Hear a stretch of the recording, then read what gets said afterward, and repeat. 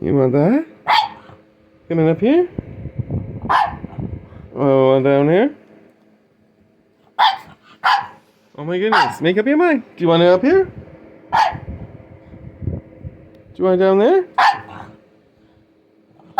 Should I eat it?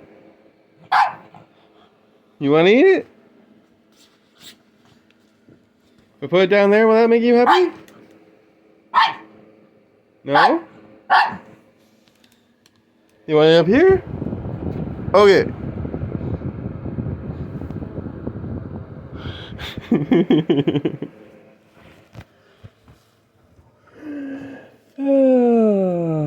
Puggies. So adorable. I have to make sure I get a couple more Puggy videos in this weekend too. Spoiler alert, it is Friday, but I have a few extra minutes and a few extra packs, and I just wanted to talk about how excited I am for Avatar, which is funny because while I'm going to boast about how excited I am for Avatar, I'm going to do that thing that Wizards of the Coast has been doing, and I'm going to open up the current set.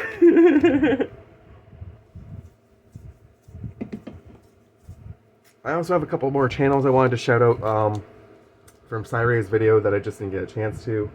Not because they're not great content creators or what have you. I just honestly didn't have enough packs, and I wanted to shout out some of the newer people that I've been viewing rather than some of the people that I've already shouted out on the channel before. So, I'm going to do the shout outs in between these packs, and while I'm opening these packs, I'm going to talk about how much I love Avatar as it's coming out. So, first and foremost, cool thing about Avatar that I just saw, apparently, Wizards of the Coast is giving us a Jumpstart product. Now, I know I've been really bummed out about the fact that I'm not getting Commander decks. And I am still really bummed out about the fact that we're not getting Commander decks. I think it's sad that there's no Commander decks for Spider-Man either. I think those are two insanely huge IPs not to give Commander decks for. But what I am excited for is the Jumpstart product. For those who are new to the channel, if this is the first video you've ever seen of mine, I am currently building a Jumpstart cube, and I'm really excited to actually go and test it out eventually. I've been opening Jumpstart products for close to 80 days now, and I think that counter is slightly off, but also slightly on. Like, I'm confused. I think I missed a few days somewhere there, here or there, and then picked them back up. But anyways, pretty excited overall about that cube and how it's been developing, and the fact that I'm going to be able to now add some Avatar stuff to it is insane. First pack of EOE. I do love EOE, for the record. Ooh, Lander and Robots. Classic. Everybody seems to be getting those tokens. I forget, is EOE one of the ones I have to do a pack trick for? Let me just do a quick check. No, looks like I'm good. Okay. We have Ilvois Light Jammer. At least that's what I'm going to go with because it looks like it should be French. Could be Ilvois, I suppose, but I'm going to go with the French. Ilvois Light Jammer. One in a blue. Flash. When this equipment enters, attach it to a target creature you control. That creature gets hexproof until end of turn. The equipped creature gets +1/+2. And it's equipped 3. Decent. Not going to knock that. That's pretty decent. Ice Cave Crasher. 3 in a green, 4/4, trample, landfall. Whenever a land you control enters, this creature gets +1/+0 until end of turn. I'm not a huge fan of that landfall trigger. It'd be better with +1/+1 counters, of course, and what have you, but it's okay. Trying to keep Jace's face there because Jace kind of looks all spacey in this playmat, so I thought that was like really good for EOE. Orbital Plunge. 3 in a red. Deals 6 damage to target creature. If excess damage was dealt this way, create a Lander token. Nice. What does the Lander do again? Pay 2, tap, sacrifice it, search your library for a basic land, put it onto the battlefield tapped. Yeah, okay. I mean, that's not terrible. I'm going to put you mid. Beam Saw Prospector. 1 and a black for 2/1. When this creature dies, create a lander token. Again? I'm not going to knock that. Ilvois Galeblade. Okay, I'm going to really have to learn later on if it's Ilvoy or Ilvois.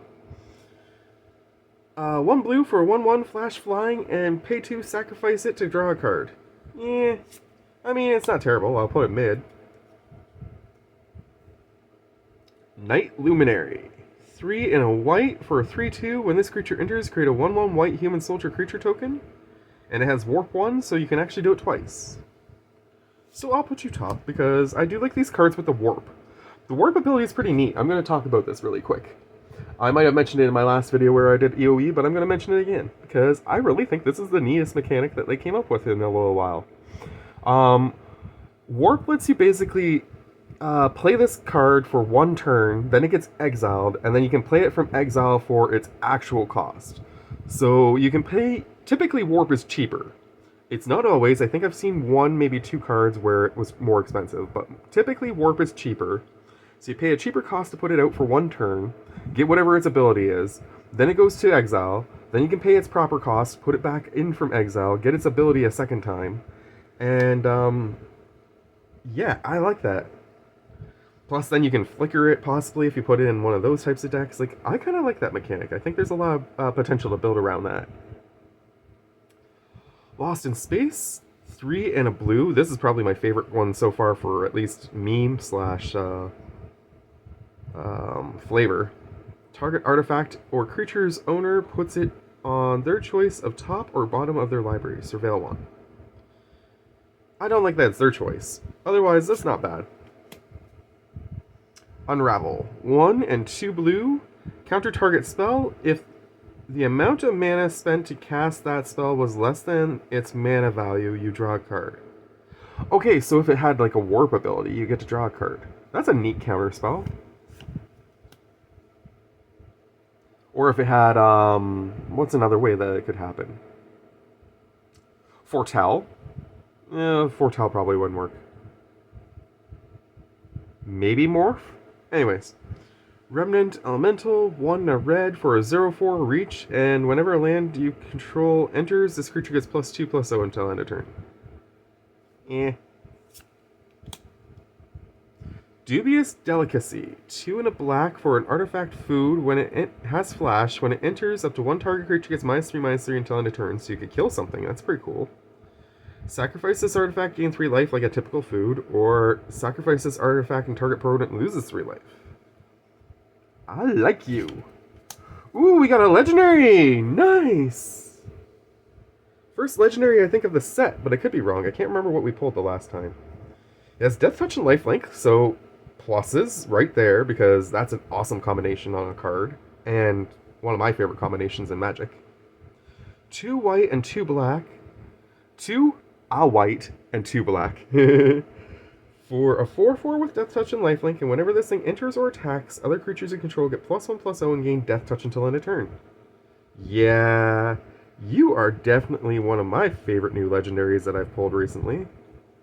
You get a nice little place right here. Ooh, we got a Leviathan. Starwinder, 5 and 2 blue. Whenever a creature you control deals combat damage to a player, you may draw that many cards. Shite. Ooh, I like that a lot. My mono blue deck is going to get so freaking powerhoused, and I don't know what I'm going to do afterwards because I don't want to play in competitive. But there's just so many good cards that I feel like I have to put into that just because it fits right. And then I'm not sure what I'm going to cut from it either. I'm so confused what I'm going to do with that deck eventually.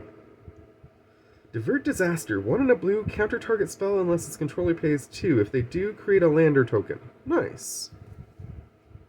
Hollow is cute. And we got a nice little island. That looks like a sort of like vortexy thing going on.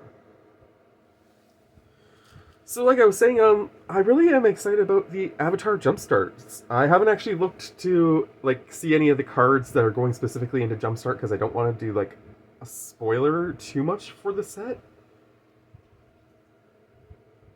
That said, I have seen enough cards already spoiled that I am definitely like way stoked for the set, and I think that they did an excellent job with the bending mechanic. I'm pretty stoked for that. Um, I think my favorite card that I've seen so far is Toph, the first Metal Bander. I think that's going to be a really fun one to build a commander deck around. But I mean, like, I'm excited to collect all of them. I'm ordering a box. I'm ordering a box of Jumpstart. If I can get my hands on a box of Collector, I'm definitely doing that too. Um, I know it's going to set me back quite a bit financially, but I'm all in on that set. Spider-Man, I might buy like the same amount of packs that I bought of EOE. I might get like 5 or 10. I might get a bundle box or something. But like honestly, like I'm not going all in on Spider-Man. I like Spider-Man. It's a decent it's a really good hero. I like him overall. I enjoyed watching cartoons of Spider-Man when I was a kid. But Avatar is what I'm fully into, and I'm really excited to see how well they're doing with at least what we've seen so far. Before I open this pack, I want to jump in on one of those 2 creators I was mentioning. I mentioned her before. She has awesome streams. She's really funny. Go check out Dr. Angel's stream. She is combining like physical therapy and like overall health with playing video games, which I think is really neat because most people tend to push against playing video games when it comes to health. I found, at least that's been my experience overall. Maybe I'm just not exposed to the right people per se or something, but like when I was studying things like this in sociology back in like 2005, 2010, when I was getting my degree, it was generally understood that most people from the medical profession were pretty solidly against the idea of video games being a good thing. And I really like the way she's bringing everything together in a positive way, and she's always got like such a positive outlook on stuff. I'm just making sure that these are more visible for you guys. So yeah, Dr. Angel's stream is definitely something to check out. And now let's check out this pack. I have to try and keep this video kind of short because I do need to make sure that I have enough memory space for doing the editing for tomorrow's video. Tomorrow being Saturday. And then I do have another video. I have to make a couple Kaiba videos, of course, this weekend too. So lots of stuff to do. Not a lot of memory on the phone. Whenever this creature becomes tapped, surveil one. It's a 2/2 and a 1 and a white. Decent. It's a pilot, so you're going to probably use it more for vehicles and stuff. So I think that's actually a really solid card. I'm going to put you top.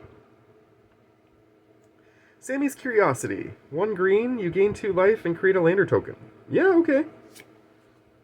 It's like a really expensive, or like a delayed version of Landfall, essentially. But I mean, you're still going to get the land eventually. It's just going to take you probably an extra turn. Still, though, I mean, it only costs 1. You might be able to pull it off in 1 turn. Slag Drill Scrapper. 1 red, artifact creature, robot scout. Pay 2, tap, sacrifice an artifact or land, but not this guy, and draw a card. Yeah, okay. In the right deck, that's pretty good. Decode Transmissions. 2 and a black. You draw 2 cards and lose 2 life. Void. If a non-land permanent left the battlefield this turn, or a spell was warped this turn, instead you draw 2 cards and each opponent loses 2 life. Nice. I like that. You go to the top. Stop trying to blow into my camera angle, empty packs. The fan is on behind me because it was way too hot earlier.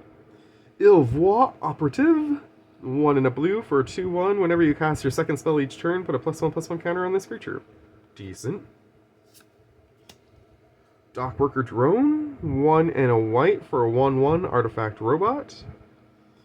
This creature enters with a +1/+1 counter on it, so it becomes a 2/2. And when this creature dies, put its counters on target creature you control. Yeah, okay. If you're playing a Proliferate deck, that's going to be a pretty fun one. Or +1/+1 counter deck, or whatever. Creatures you control get +2/+0 until end of turn. If it's not your turn, untap those creatures. Zealous Display. Nice. That's actually really good for tricking somebody into attacking you. 1 and a blue for Steel Swarm Operative. Artifact creature, robot soldier, flying, tap, add blue, spend it only to cast an artifact spell. Or tap, add 2 blue, spend this mana only to activate abilities of artifact sources. Another amazing one for my artifact deck that I want to upgrade. And another legendary! Ooh, he's kind of cute. He almost looks like, oh, what's that guy's name from, Star Wars? Was it Attack of the Clones? I think it was Attack of the Clones. The guy who was the diner.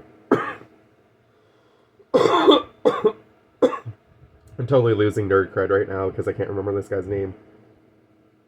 Anyways, he looks totally like that guy. At least to me. Although, I suppose I don't see 4 arms on him, but similar look, I thought. Anyways, Tanuk Memorial Ensign. 1, a red and a green for a 2/4. Kavu Pilot with landfall. Whenever a land you control enters, this thing deals 1 damage to each opponent. If this is the second time that happened this turn, draw a card. Nice. Rayblade Trooper, 2 and a white for 2/2. When it enters, put a +1/+1 counter on target creature you control. Whenever a non-token creature you control with a +1/+1 counter on it dies, create a 1/1 human soldier creature token. And he has warp 1 and a white. Damn, he's solid. Ooh, that's gotta be good. Creeping Tar Pit. Full art. I like the sickness of this. This land enters tapped. Add blue or black. Pay 1 blue and black until end of turn. This land becomes a 3/2 blue-black elemental creature token. It's still a land. It can't be blocked this turn. Nice. That is sick. That's going to get its own spot over here. Arch Enemy's Charm. 3 black. Choose 1. Exile target creature or planeswalker. Return 1 or 2 target creature and or planeswalker cards from your graveyard to your hand. Damn. Or put 2 +1/+1 counters on target creature you control, gains lifelink until end of turn. Shite! That's a good card! So is this, it looks like. Anti-Casual Vestige. 6 for a 7/5 Eldrazi. When this creature leaves the battlefield, draw a card, then you may put a permanent card with mana value less than or equal to the number of lands you control from your hand onto the battlefield tapped. And this thing is Warp 4. That is sick. And it's hollow, guys. So that means it's probably at least for... it's got a little bit of damage at the bottom here, though. That's too bad. Can you see that on the camera? I'm not sure if you can. I don't think that was from me. I think that was from how it was packed. But still. Still a cool pull. That was a really cool pack. We got a nice legendary. We got a sick full art. And we got a hollow Eldrazi. Hell yeah. The other thing about Avatar that I'm really excited for is just in general the concept that they really seem to have actually hit the lore. And also, and this is going to be a bit of a controversial take probably. And I will admit, I never actually seen the 4th chapter of her arc. So maybe it gets all redeemed in the end. But I'm not the biggest fan of Korra as the second round of Avatar. Like, I really didn't enjoy that series as much as I enjoyed the first one. Maybe it's just because they did such a good job with the first one that I felt it should have just been left alone. Maybe it's just because some of the decisions they made going into that series just seemed really weird. Like the idea that, the whole idea that other people could master taking and giving away, or taking away bending and stuff like that just felt odd to me. I don't know. Anyways, I never really got into that series, and it doesn't seem like there's any, at least as far as I've seen, I haven't seen any cards leaked from Korra, which means the entire set seems like it's going to be focused on the original Avatar: The Last Airbender, and I am stoked for that. That means every card I pull has a solid chance of having, like, really meaningful lore. And, like, right now I'm probably, like, the kid, like, or I'm probably like all the people who were like gushing over Final Fantasy a couple set or last set. That's me going into Avatar. I'm so freaking stoked. And I want you guys to be stoked about stuff too, of course. Like my friend Angry Canadian, who is the other channel I wanted to shout out the other day, and I just didn't get a chance to. Angry Canadian does a lot of video game streams too, just like Dr. Angel. But he's kind of neat because, first off, like me, a fellow Canuck. And second off, also he is actually located over in Japan right now. So his the timing of his streams lines up in a really weird way for me to watch them in the mornings when he's actually playing them at night. The following day kind of thing, or the same day sort of thing. Like, it's really kind of fun. And he's just hilarious. Like, he cracks great jokes and has a fun time, and he plays a variety of different things. So definitely go check out his channel too. Both of those channels will be linked in this video, just like I linked all the channels that I shouted out on Saturday in Saturday's video. So, and without further ado, let's get this last pack done, so I make sure I have enough space on my camera to do what I need to do. Ew. I pulled a sliver token. Ugh. That's not good. Robot on the other side, but ew. Sliver. Ew. Blooming Stinger. 1 and a green for a 2/2 with Death Touch, and when this creature enters, another target creature you control gains Death Touch until end of turn. Nice. Do love me some Death Touch. Cav Landseeker. 3 and a red. Menace. When this creature enters, create a lander. At the beginning of your end step, on your next turn, sacrifice that token. I mean, I suppose if you sacrifice the token ahead of time, then you don't have to sacrifice it on the end step, but otherwise, that's kind of boo. Beamsaw Prospector. When it dies, you can make the lander. Cloud Sculpt Tactician. As long as you control an artifact, this creature gets +1/+0, so it becomes a 2/4 with flying. Yeah. Bright Spear Zealot, 2 and a white for a 2/4 with Vigilance. That gets +2/+0 as long as you cast 2 or more spells this turn. Yeah, okay, that's not terrible. I do love me some Vigilance. Sky Stinger, 2 and a green for a 3/3 with Reach, and whenever it blocks a creature with flying, it gets +5/+0. That's one of the better ones, at least, in terms of, like, I'm going to gain a massive amount of, like, damage on a flyer, so I'm going to give you top spot for that. Good job, buddy. Nice little insect. Plus, I like the artwork on that one. That one is a pretty nice picture of an insect, like, charging up at the sky. I think that's cool. Depressurize. 1 and a black. Target creature gets -3/-0 until end of turn. If that creature's power is 0 or less, destroy it. Now that's what I'm talking about. All the time you guys hear me complaining about how cards that reduce power and don't reduce toughness are just silly. Because sure, you won't take a hit, but the creature survives and it's just going to be a problem next turn. That is pretty cool. I like that a lot. So that goes top 2. Ooh, Insect Artificer. That's a neat one. Plus, I like the coloring. And does it have something that will fit into my deck that we're currently building for Core Challenge? Let's see. When it enters, create a lander. Pay 8, draw 2 cards, and create a 2/2 colorless robot artifact creature token. Yeah, probably not. That's a pretty expensive ability, actually. I'm going to put you down there. Systems Override. 2 and a red. Gain control of target artifact or creature until end of turn. Untap that permanent. It gains haste until end of turn. If it's a spacecraft, put 10 charge counters on it. If you do, remove 10 charge counters from it at the beginning of the next end step. Interesting.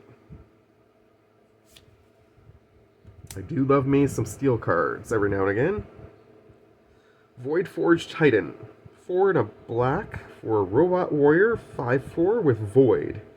At the beginning of your end step, if a non-land permanent left the battlefield or a spell was warped, draw a card and lose a life.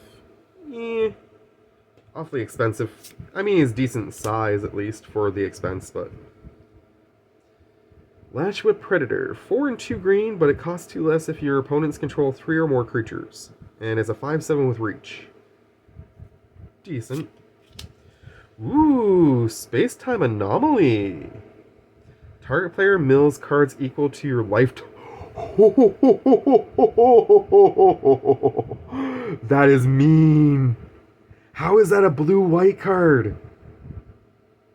Oh, that is sick, but that seems so like it should be black, no? Am I the only one who thinks that that should have been a black card?